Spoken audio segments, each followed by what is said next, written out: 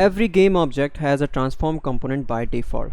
The transform component is the most utilized component in Unity as it is used in literally every game object. The transform component describes what the object's position is, what's its rotation, and how large will the object be. So as you can see here, there are three properties in the transform component. One is position, another is rotation, and one is scale. The position describes the 3D coordinates of the transform. As you can see on the left image that there are three arrows. One is red one, another one is blue one, and the another one is green one. So the green one is the y-axis, and the blue one is z-axis, and the red one is x-axis.